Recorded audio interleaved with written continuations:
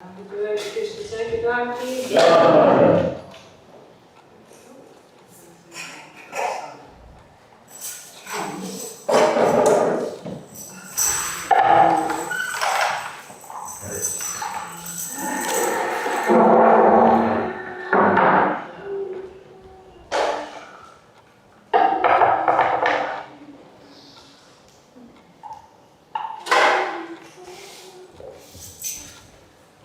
Thank you very much.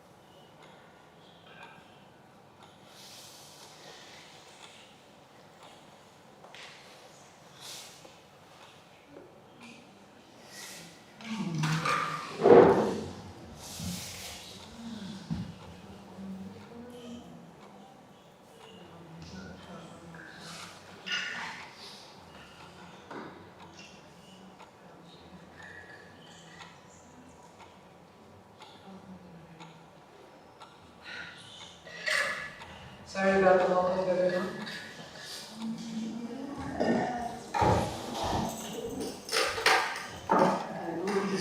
Yeah.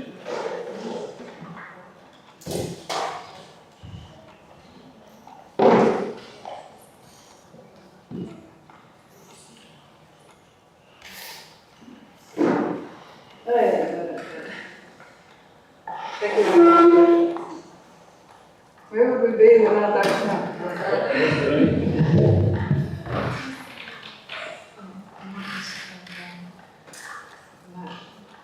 Would you mind bringing me the bell?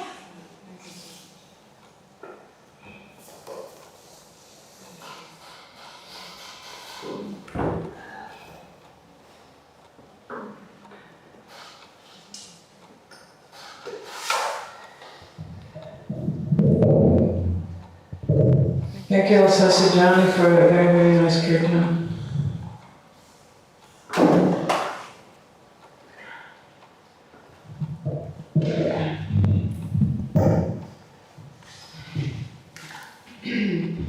Jaya Radha Madhava Kunja Bihari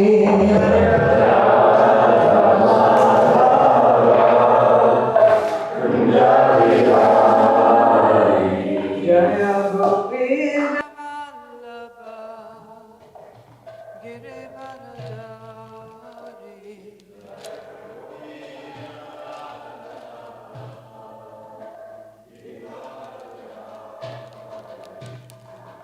Yashodam Nandana Braja Jana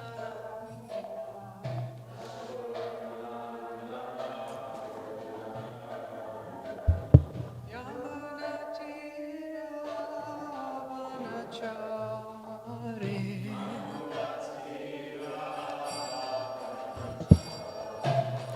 Yamuna Tiravanachari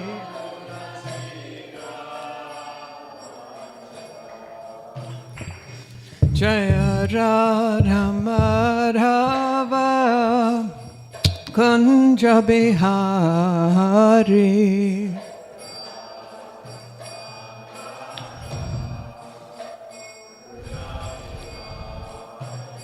Jaya Gopi Janavallabha Girivaradari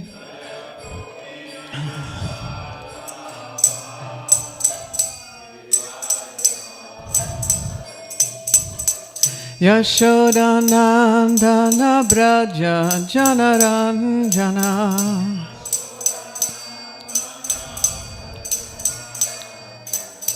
Yashodanandana Braja Janaranjana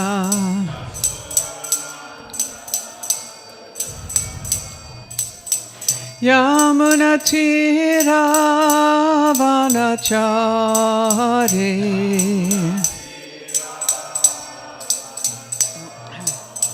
Yamunatira Vanachari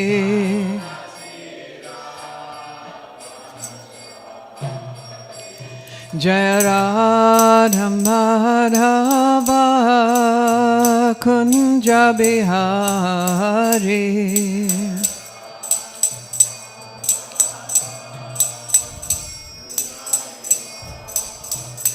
Hare Krishna Krishna Krishna Hare Hare Hare Rama Rama Rama Hare Hare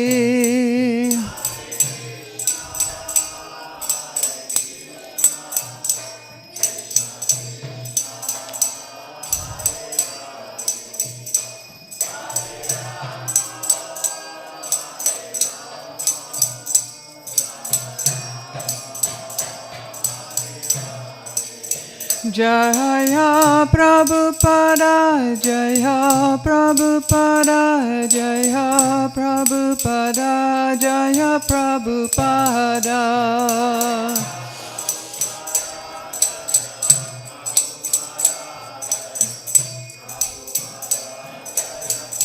Jaya Jaya Prabhupada, Prabhupada. Prabhupada, Jaya Srila Prabhupada.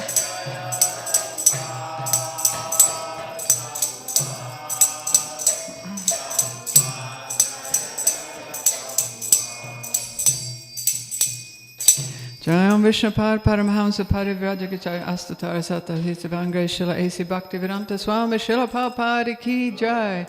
ISKCON BBT Founder Acharya Srila Prabhupada Ki Jai. Ananta Gaura Vaishnavrinda Ki Jai. Namacharya Srila Haridas Thakur Ki Jai. Shri Shri Radha Govardhanadari Ki Jai. Shri Shri Krishna Balaram Giraj Shingadev Ki Jai. Shri Shri Gauranitai Ki Jai. All glories to the assembled devotees. All glories to the assembled devotees. All glories to the assembled devotees. All glories to Shri Shri Guru and Gauranga. All glories to Srila Prabhupada. Om Namo Bhagavate Vasudevaya. Om Namo Bhagavate Vasudevaya.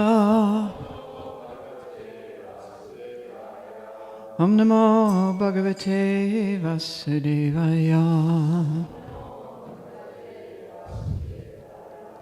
So Hare Krishna everyone, and welcome to this morning's Srimad Bhagavatam class. So lately we've been studying Canto 3, Chapter 23, which is entitled Devahuti's Lamentation, and we are up to text number 11. Let's see if this little gadget works here. Yep, good. Okay, so this is, we can use the meter for the Govindam prayers for this, because it's a long line. So we go. Tatreti krityam upashikshayatopadesham.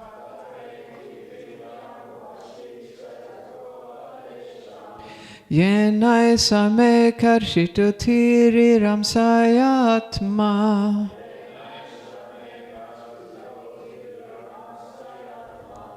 Siddhyeta te krita mano bhavadarshitaya.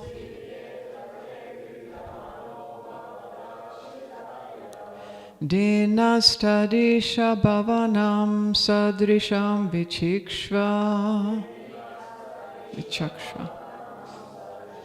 Vichakshva. Tatreti krityam upashikshayatopadesam.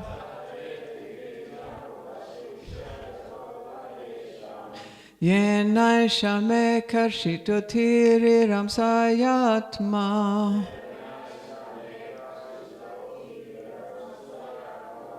Siddhyetate kritamano babadarshitaya.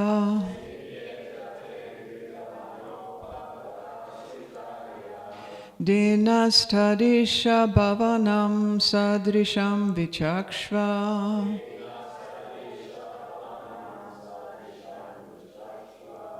I'll do it one more time. Tatreti krityam upashikshayatopadesham.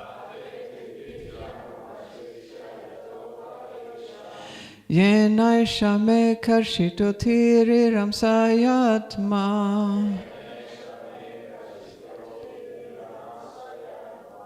Siddhyetate kritamano babadarshitaya.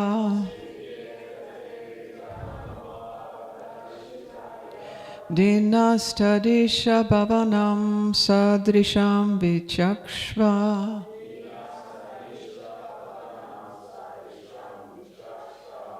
Okay, someone like to lead the chanting?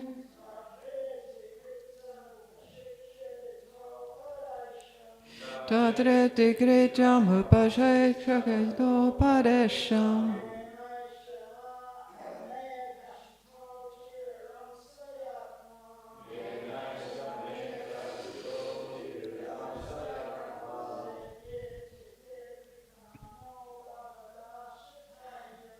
Siddhyetate kritamano bhavadarshitaya.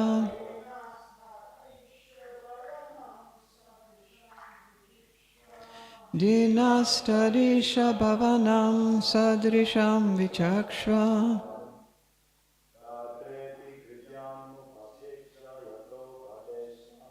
Tatreti krityam upashikshayatopadesham.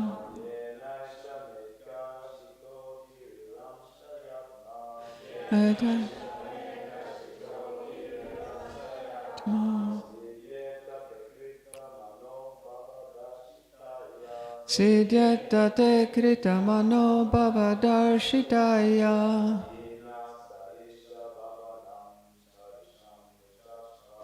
Dinastadisha bhavanam sadrisham vichakshva.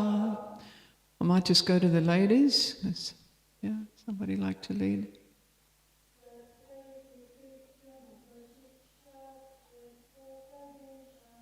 Tatreti krityam upashikshayatopadesham.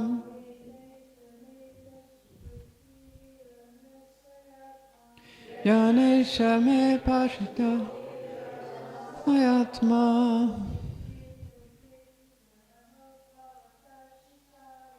Siddhyetate kritamano bhavadarshitaya.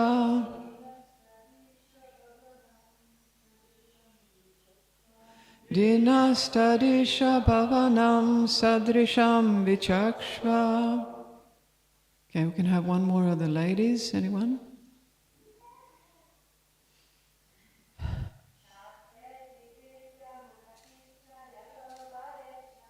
Tatreti krityam upashikshayatopadesham.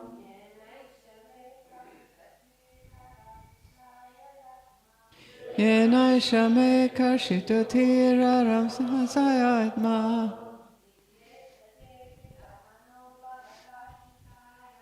Siddhyetate kritamano bhavadarshitaya.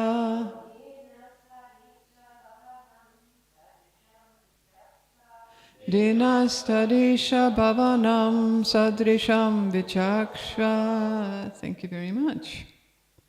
Okay, here we go. Synonyms. Tatra, in that. Iti krityam, what is necessary to be done. Upashiksha, perform. Yata, according to. Upadesham, instruction in scripture.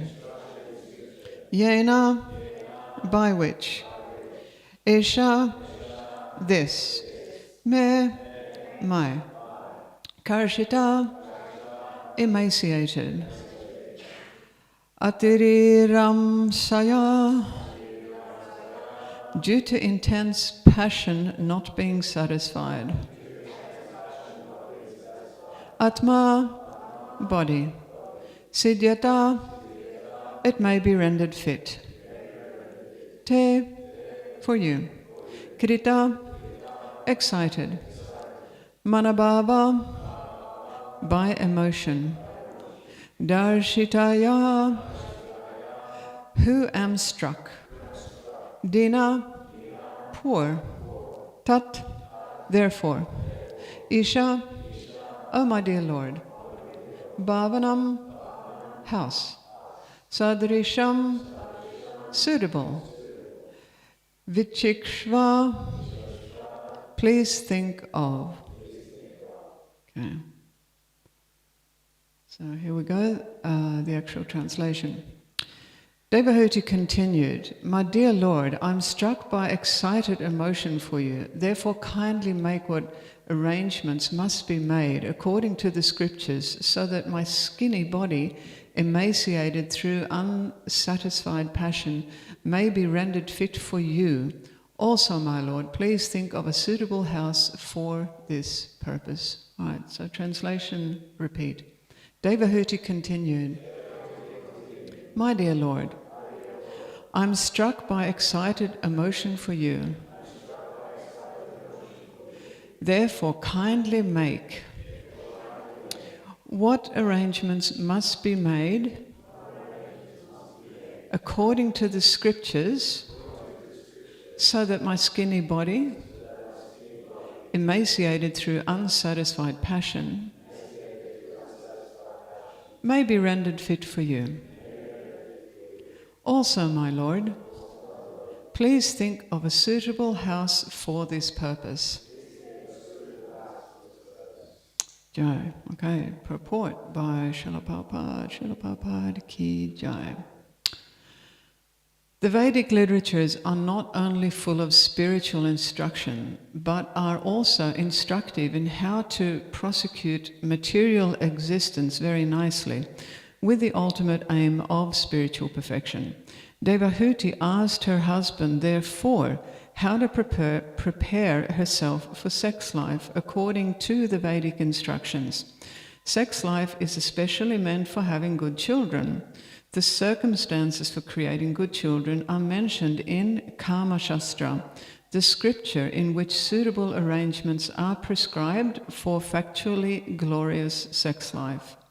Everything needed is mentioned in the scriptures: what sort of house and decorations there should be, what sort of dress the wife should have, how she should be decorated with ointments, scents, and other attractive features, etc. With these requisites fulfilled, the husband will be attracted by her beauty and a favorable mental situation will be created. The mental situation at the time of sex life may then be transferred into the womb of the wife, and good children can come out of that pregnancy. Here is a special reference to Devahuti's bodily features. Because she had become skinny, she feared that her body might have no attraction for cardamom. She wanted to be instructed how to improve her bodily condition in order to attract her husband. Sexual intercourse in which the husband is attracted to the wife is sure to produce a male child, but sexual intercourse based on attraction of the wife for the husband may produce a girl. That is mentioned in the Ayurveda. When the passion of the woman is greater, there is a chance of a girl being born, a girl's being born. When the passion of the man is greater, then there is the possibility of a son. Devahuti wanted the passion of her husband to be increased by the arrangement mentioned in the Kama Shastra. She wanted him to instruct her in that way, and so also requested that he arrange for a suitable house because the hermitage in which Kardama Muni was living was very simple and completely in the mode of goodness, and there was less possibility of passions being aroused in the heart. Okay. Jai. Naranayam Namaskrita Naram Chaiva Nuratam Tamam Devim Saraswatim Vyasam Tatu Jaya Mudirayet Nashta Prayashvabhadreshu Nityam Bhagavat Sevaya Bhagavat Chatma Shloke Bhaktir Bhavati Naishtiki Amma Gyati Mirandasya Ganandana Shalakya Chakshurun Militam Yena Tasmai Shri Gurave Namaha Shri Chaitanya Menobhistam Stapitam Yena Bhutale Swayam Rupa Kadamayam Dharati Svapadantikam. So I humbly ask for the blessings of the Vaishnava devotees so that I can give a nice class on a class that is pleasing to our lordships, to Srila Prabhupada and to the assembled Vaishnava devotees. Yeah. Okay, so let's have a look.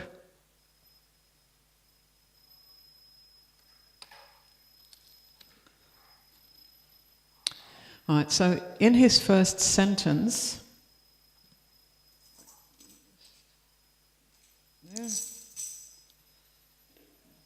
in his purport, Srila Prabhupada mentions that, yes, the Vedic literatures, they are not only full of spiritual instructions, but they also have many instructions how one can carry out material existence very nicely, with, of course, the aim being to achieve one's spiritual goals.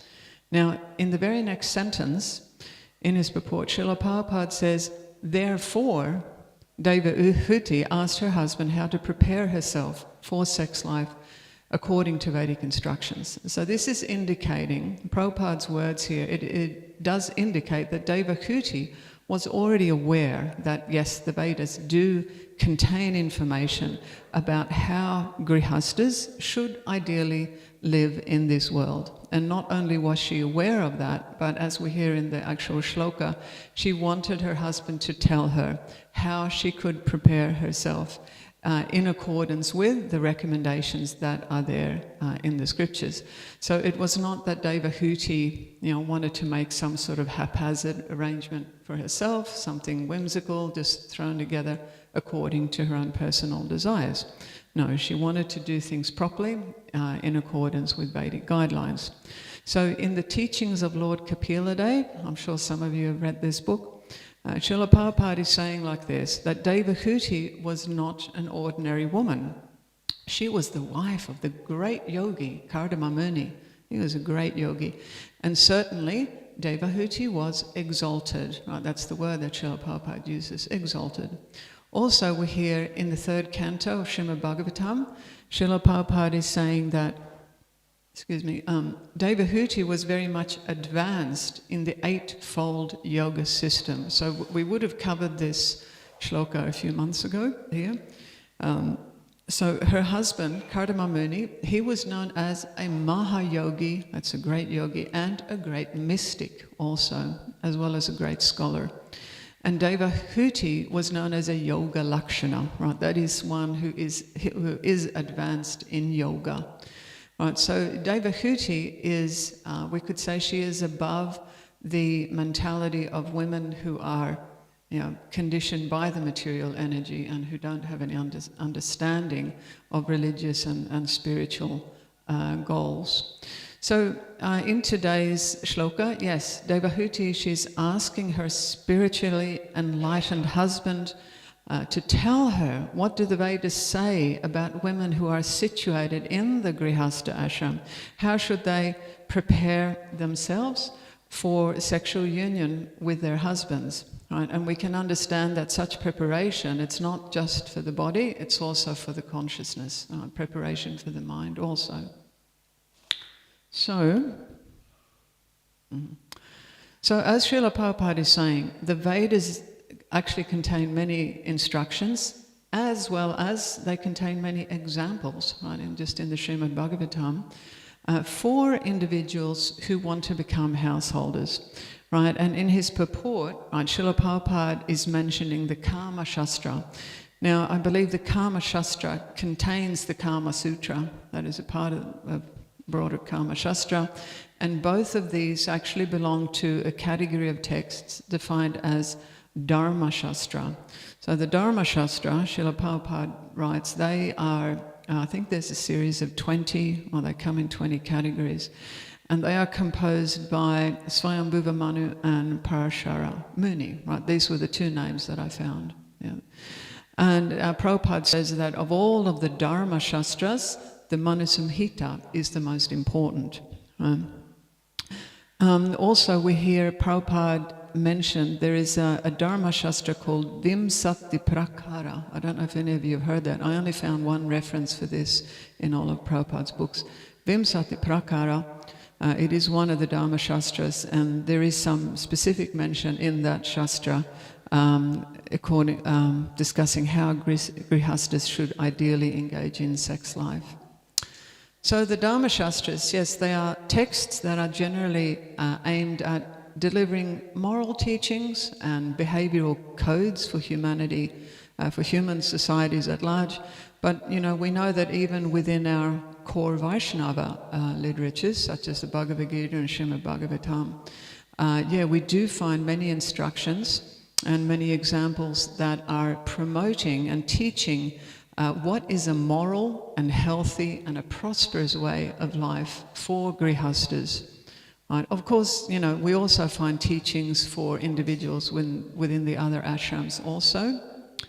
And if these instructions are followed very faithfully, then we can expect to see very peaceful and steady societies, right? Because these instructions, they've been given by very elevated souls who are very knowledgeable in all types of field of knowledge. Right?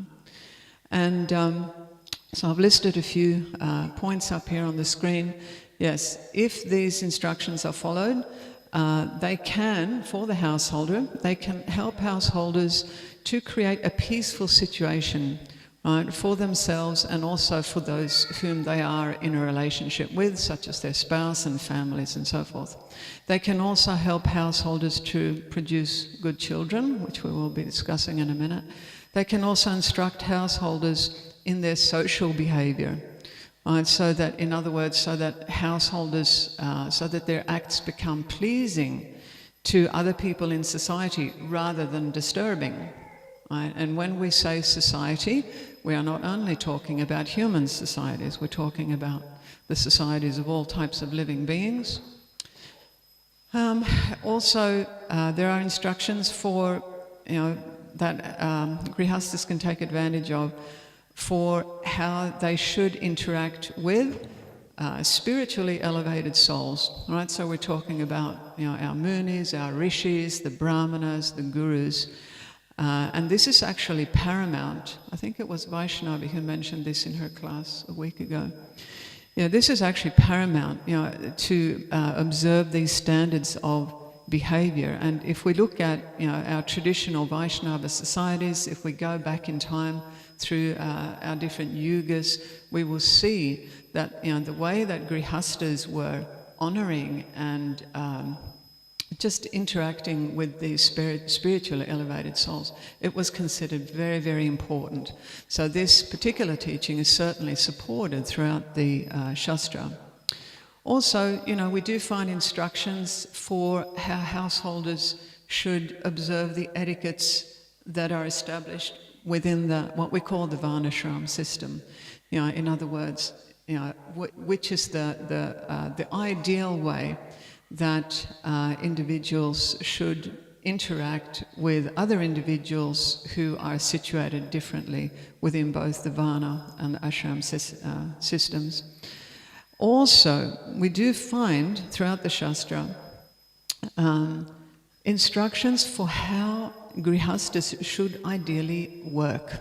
Right. So the Grihasta ashram means work. Grihastas have to work. You know, they need to support their children, they need to support the family, they need to support the elder members, you know, the relatives, and also they have a duty to give in charity, you know, in the traditional Vedic Vaishnava lifestyle model. And, to do that without exploiting Mother Bhumi and without exploiting Mother Bhumi's natural resources. Right, so these days, when young adults sort of, they're coming out of school and they're meditating on, what sort of a career am I going to choose for myself? What sort of work am I going to do? I want to get married or whatever. And so, we don't see so much these days that a primary consideration is how that work is going to impact on Mother Bhumi. In Kali Yuga, we don't see this so much. There are some individuals, who do pay attention to it, but mostly we don't see it so much. But this is another very important factor for grihastas, when they start to work in the world, on the earth.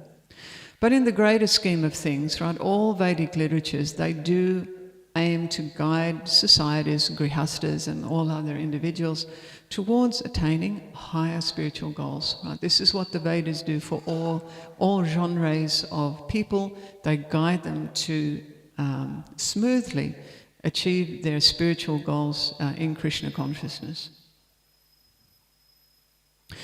Now, a very good example of, shall we say, general instructions appearing throughout the Vedas that do address, or that can address, all of the points that I had up in the previous slide, are of course the three modes of material nature. Right? Now, Krishna himself says in Bhagavad Gita, chapter 245, he says that the Vedas do deal mainly with the subject matter of the three modes of material nature.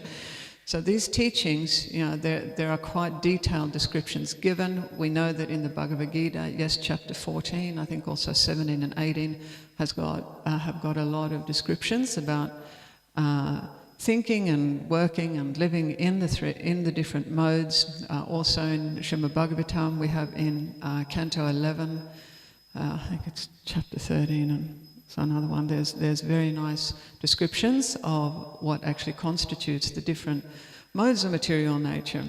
So, Prabhupada uses this word. When Srila Prabhupada is discussing the gunas, he uses the word associating.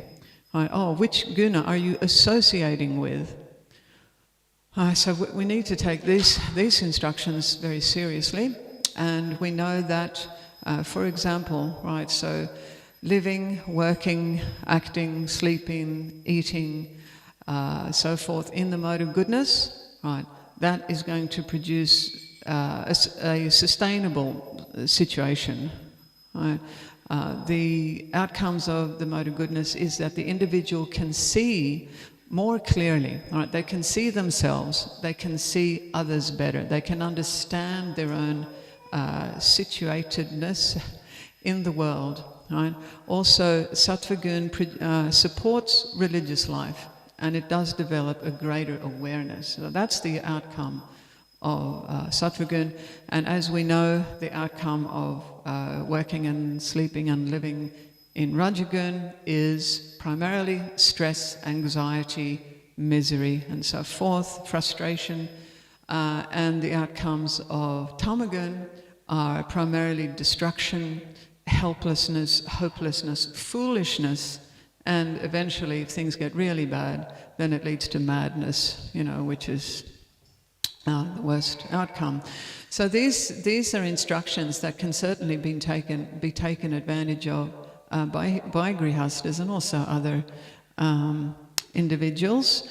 So they are beneficial both for the individual and for the various societies in which grihastas may be functioning.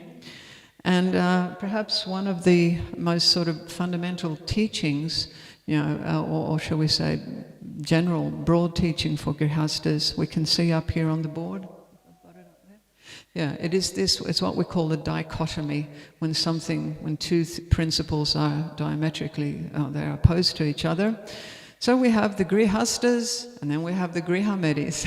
So grihastas may be defined as couples who are aiming to spend time together for the sake of adhering to religious protocol and helping each other to achieve their spiritual goals. And this type of approach to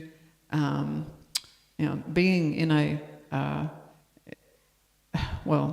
marriage, or even just being man and woman being together, this type of mentality is more aligned with Sattvagun, mostly aligned with Sattvagun. Then we have the Grihamedis. So the Grihamedis may be defined as couples who are aiming to spend time together for the sake of indulging in material life. That means for the sake of satisfying their own material desires and maybe the desires of those who are close to them. So that type of mentality is very much aligned with Rajagun and, to some other extent, Tamagun also. Right? Now, Srila Prabhupada, in the second canto of Srimad Bhagavatam, he says that the word Medi, right, the Medi part of the Griha Medi, the word Medi indicates jealousy of others, right? And he says, with the meaning being that Griha Medis, because they are immersed in their own enjoyment with their families, they become envious of others who are also trying to enjoy in the same way. Now, Prabhupada says in the Kali Yuga, all the householders are jealous of one another because they are blind to the knowledge of ultimate truth. So, of course, in that particular quote, when Prabhupada says householders, yes, he's referring to the Grihamadis, not the Grihastas. So, the Vedas, yes, they do contain various categories or types of information that can help householders in terms of achieving higher goals, higher spiritual goals, how to live happily and peacefully, how to not exploit and ruin the earth in their activities, and also how they can contribute to society in a very nice way.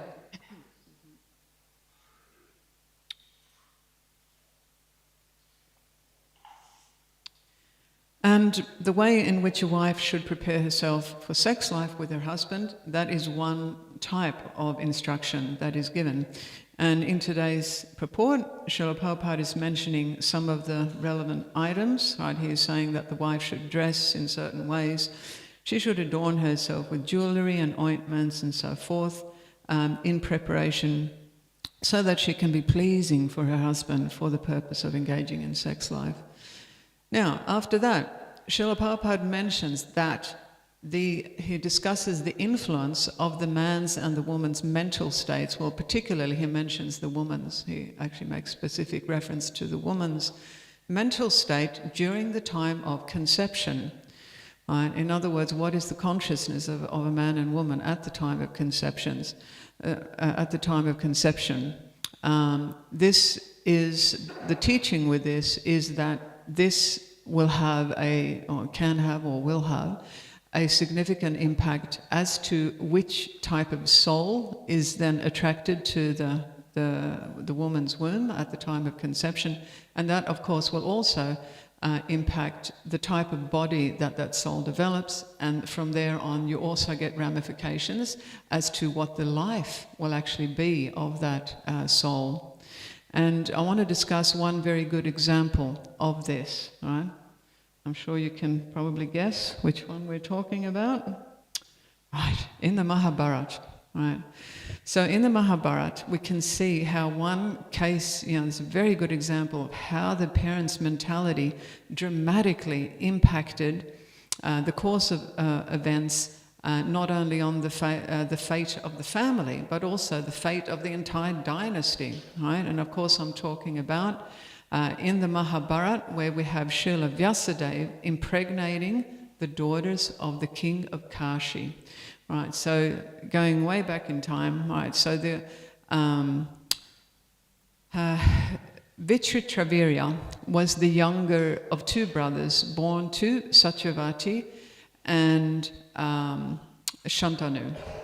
The elder brother was Chitrangada. So in Hastinapur, so this is just before the era of the Pandavas. So Satyavati had married Shantanu, and her eldest son, Chitrangada, had been installed on the throne. But shortly afterwards, there was a Gandharva by the same name, Chitrangada, and he became envious of the Hastinapur Chitrangada, and he came down and he challenged him. And there was a battle that went on for nearly 2 years, and after that battle, the Hastinapur Chitrangada was killed. So then Vichitravirya inherited the throne, and by the arrangement of Bhishmadev, right, the grandsire of the Kuru dynasty, he organized for Vichitravirya to marry.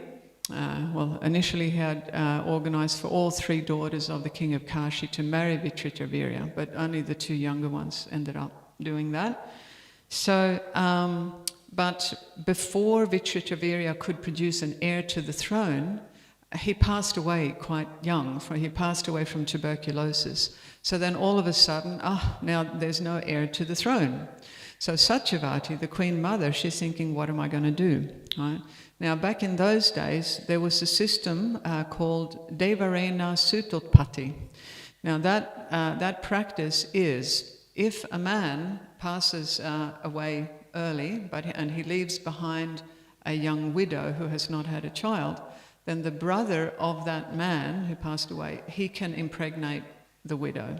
So Prabhupada says that back in those days, so we're going back to Dwapara Yuga, that practice was acceptable. It was considered morally fine to do it. Now we don't hear of that happening these days.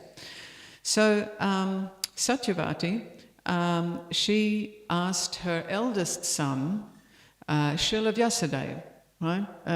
So Srila Vyasadeva is Satyavati's son conceived with Parashamuni before Satyavati married Shantanu. So Srila Vyasadeva was the half-brother of Vichitravirya, and, complying with his mother's request, he came to impregnate the Ambika and Ambalika. But what happened was, when Srila Vyasadeva met with the queens for this purpose, they became totally frightened by his appearance, right? Because we have to remember, Srila Vyasadeva was a very formidable yogi. He was a mystic. He was living up in Badarik ashram and performing very severe austerities. So his physical appearance was quite sort of rough and very striking, especially for these very delicate queens who had been sheltered within the palaces all their lives. So, when Ambika went into the chamber, with Srila Vyasadeva to conceive a child, she was so horrified by his appearance, so she deliberately shut out her vision. She just didn't want to see him, right, during the sexual act. And consequently, the child that was conceived and then born was blind, right, because she had shut out her vision. And that child is, of course, Dhritarashtra Maharaj. And as we know, Dhritarashtra, he was physically blind, but he was also said to keep these blind ambitions to put his own unworthy son, that's a bit later, Duryodhana, on the throne. Anyway, then Srila Vyasadeva went into the chamber with Ambalika, the youngest princess. Now Ambalika, when she saw Srila Vyasadeva, she just became sort of horrified, and she actually turned pale. And one of the expressions it also is like almost jaundiced or bloodless, very pale. And consequently, the child that was conceived at that time was born, sort of pale looking and, perhaps not so full of vigor and color. And that was, of course, Pandu Maharaj. So the name Pandu means pale. So then Satyavati is thinking, oh no, what am I going to do? Like my plan had been to really produce a very strong and prominent, very, male child. So she asked her son, Srila Vyasadeva, she said, oh look, please just try it one more time with one of the queens. So Srila Vyasadeva agreed, and so he went into the chamber. But the 2 queens refused to have anything to do with him again because they've been so horrified. So what did they do? They sent in their maidservant, right, to conceive another child. So, but when this maidservant came in, instead of becoming horrified and, sort of not wanting anything to do with Srila Vyasadeva, instead she welcomed him with honor and dignity and respect. In other words, she had a very favorable mentality, And the child that was conceived and born is, of course, Mahatma Vidura. And, you know, within the Mahabharata, Vidura was respected by everyone. He had a very sharp intellect, he had a very good character, and he always spoke the truth. And better than anyone, he could understand all the machinations that were going on within the palaces of Hastinapur at that time. So, you know, this past time, yes, it does show us that the impact of the mother certainly can contribute greatly to which child is conceived, and also to the future, you know, of those children. So in our pastime today, right, we have Devahuti.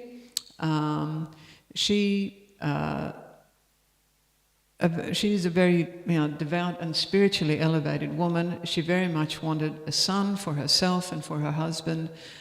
So yes, she is asking her husband, which is the right way to do this. In tomorrow's verse, we will be hearing Ambika speaking about this aerial mansion, this residence that Kardama Muni prepared for for Devahuti and himself, for the purpose of conceiving children. Now, I've got a little bit left to do here.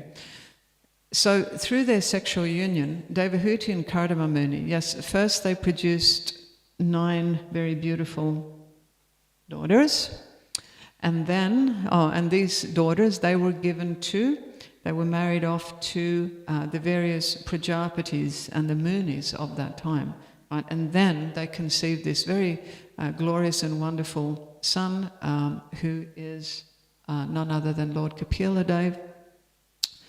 And Lord Kapila Dev is an incarnation of Krishna. He is one of our Shaktavesha avatars. As we can see here in the image, yes, Lord Kapila Dev went on to instruct his mother in spiritual knowledge, in how to further advance her yoga, the process of spiritual self-realization, devotional service, and so forth. And in the 10th chapter of Bhagavad Gita, 26, yes, Krishna does say, Siddhanam Kapilo Muni. That means he is represented by Lord Kapila Dev amongst those individuals who are considered to be perfected. Excuse me. And Lord Kapila Dev is also one of our 12 Mahajans. Right, the Mahajans are specially appointed spiritual authorities in terms of being trusted with disseminating accurate spiritual teachings and guiding materially entangled souls as to how they can overcome the material energy and, you know, sort of become properly situated on their spiritual paths. Excuse me. So this book, The Teachings of Lord Kapila Dev, I think it was first published in 1974. If our gift shop doesn't already have it, I'm sure that Chamari may be able to give some good advice as to how we can order this book if anyone is interested. Now, just on my last slide here. So, yes, Devahuti, she was an extraordinary woman, and Srila Prabhupada says that there are also a number of other exalted Vaishnavis from whom we today can take example. This is for women who are interested in perfecting their own lives, right? Women who are interested in purifying their consciousness and reaching their spiritual goals.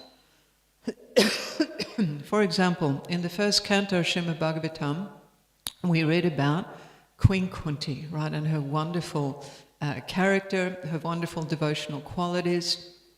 So Queen Kunti was one of the few individuals who actually knew that Krishna was the Supreme Personality of Godhead within the Mahabharata events. Srila Prabhupada says that not everyone knew. Another one who understood this was Bhishma Dev and the Pandavas. But Kunti Devi knew. So even though she was playing the role of Krishna's aunt, right, shall we say biologically, you know, in blood relations, she was an aunt to Krishna, but still she honored him as the Supreme Lord. Now, there's also a very nice purport in the 9th canto of Srimad Bhagavatam, in which Srila Prabhupada mentions other noteworthy women, such as Draupadi. Right? Draupadi was the chaste wife of the Pandavas. He mentions Sita Devi, right, the wife of Lord Ramachandra, who is, of course, Sita Devi is a direct expansion of Srimati Radharani. He also mentions Mandodari. So Mandodari was the wife of Ravan, right? One of our really formidable demons. But nevertheless, Mandodari, she was very learned in the Vedas, very intelligent woman, and she did try, she understood her husband's evil ways, and she tried to bring him back to the path of righteousness, but she couldn't. So anyway, yes, we do have a number of very nice examples for women, women who are very chaste and very faithful in how they have actually lived in the Grihastha ashram. There's many examples actually, but I just want to finish this class on this note. This is a question for you all. Who do we choose as our own role models? Right? Most people, I could even say all people, that might be, I'll just say most people, both men and women, we actually choose role models for ourselves, especially when we're young, and a lot of the time we do it without even noticing. So, choosing the right personalities by whom we shape our own characters, it's actually paramount if we want to be successful in our spiritual lives, even in our worldly lives. And for women, yes, Devahuti, she was an exemplary Vaishnavi who remained very proper in her behavior, very chaste and faithful to her husband. And she supported her husband for him to achieve his spiritual goals, and she wanted to carry out her wifely duties in accordance with recommendations that are there in the Vedas. So we've got 5 minutes. Thank you, everyone. If anyone wants to ask a question, hello out there. You can come in. So if anyone wants to has a comment to make or ask a question or anything today.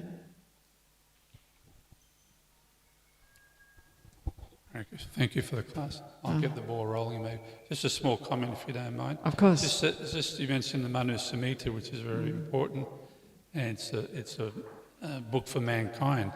And just a point of interest, Srila Prabhupada was asked by his disciples, you might have heard this, by his disciples, why haven't you given us the Manu Samhita?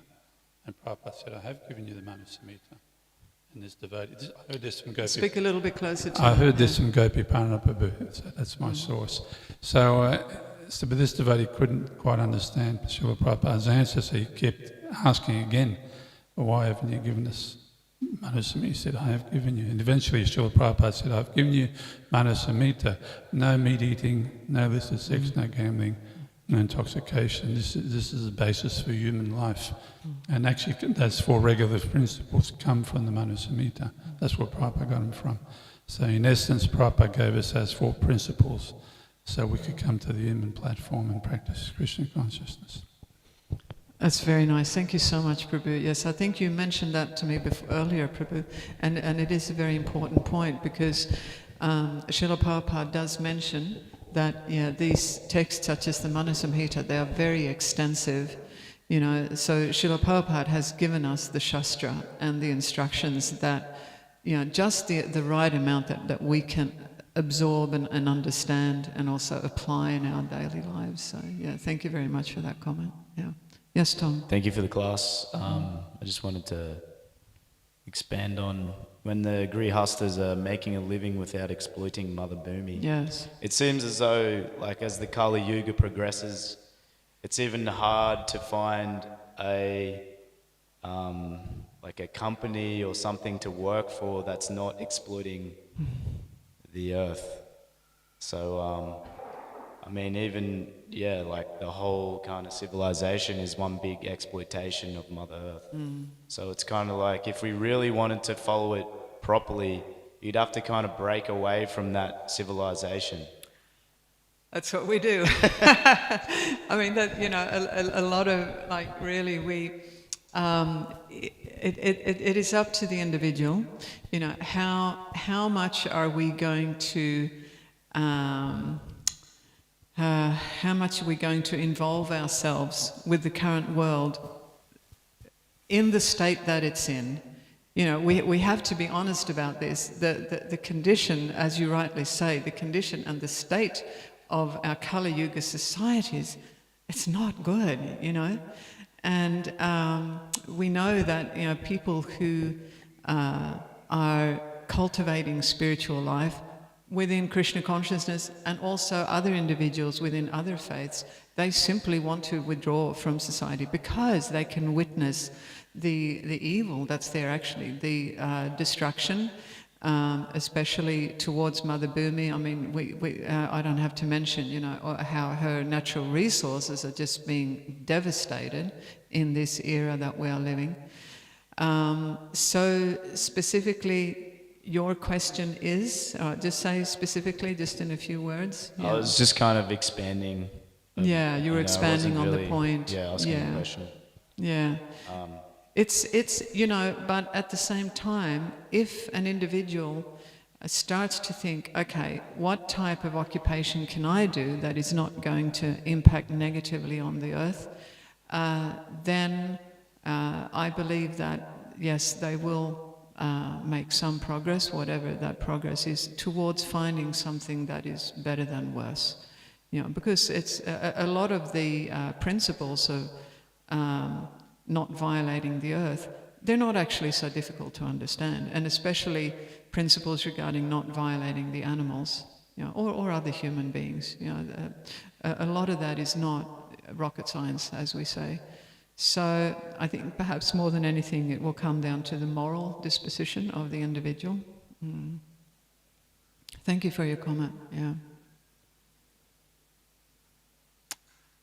Well, it's pretty much right on 30. Thank you everyone for listening. Hope you have a wonderful day. Hare Krishna. Jai. Granthara Srimad Bhagavatam ki jai. Srila Prabhupada ki jai.